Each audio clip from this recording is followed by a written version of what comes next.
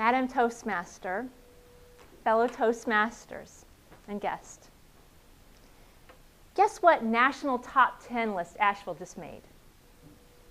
Best place to retire. Great guess. That's not the recent one we just made. Another guess? Happiest place to live. Great guess. Not the one we recently made. Best place to go and sin. Probably we've been on that list. I don't know.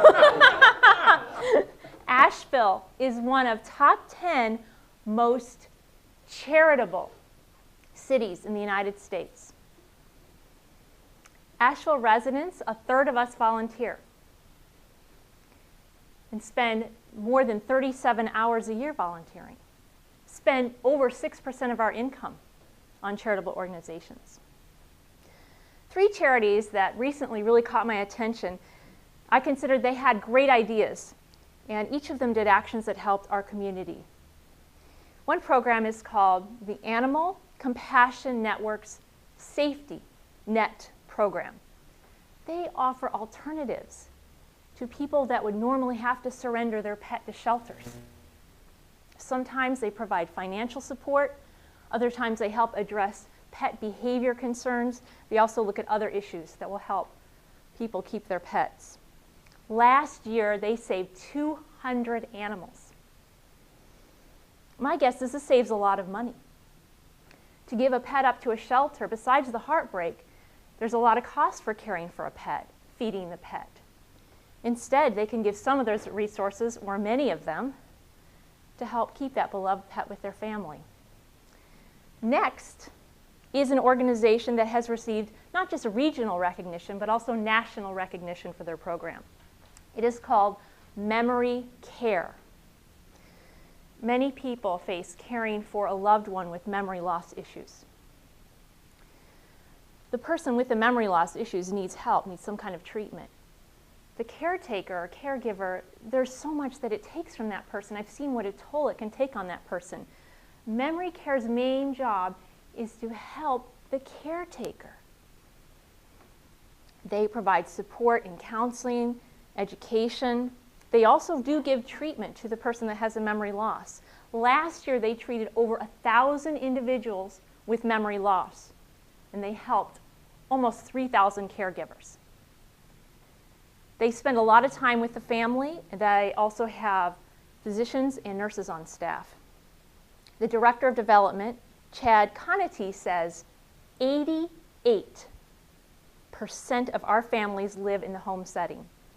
That's quite significant, considering the national average is 70%. We take great pride in being able to give caregivers the tools they need so that the loved one can stay in the home setting. A third charity provides help for local homeless, at-risk youth and young adults. They are an emergency shelter, a school, and a life skills development program since 2009. They are called My Place. Last year, they faced a funding shortage. So what did the founder do? She said, let's start a bakery, and we'll sell our baked goods to support our organization. But they didn't just start any bakery. They decided to specialize in gluten-free breads, muffins, and cookies. It's called My Gluten-Free Bread Company. You may have seen them around. They're in Earth Fair, and they're in some Ingles. They recently were offered an opportunity to grow their distribution to 50 more stores. They currently have 10. They don't have the needed equipment for that to happen yet. So now they're trying to fundraise for that needed equipment so they can even help more at-risk youth. One person is Anthony Peterkin. He's been a resident since 2009 of this program. He said the first night he slept at My Place was the first peaceful night I had in years. He graduated from the 500 hours of study and practical baking program. He now works at Ingles and My Gluten-Free Bread Company. This charity figured out how to empower young people. It's that time of year where we usually give presents to our family and friends. Consider an evolution. by giving to a charitable organization this year. Maybe it would be helping pets stay with their beloved owners.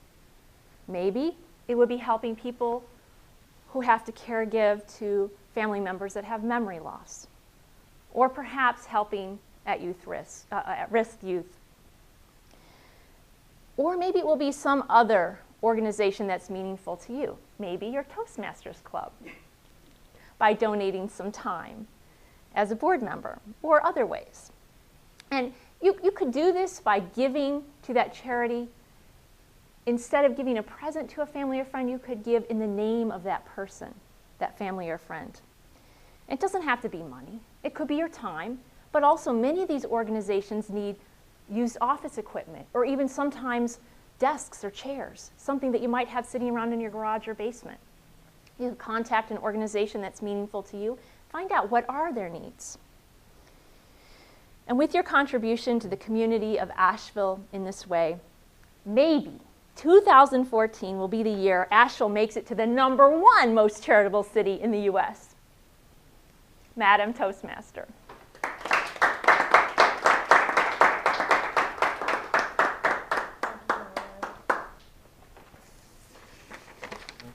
Thank you very much, Laura.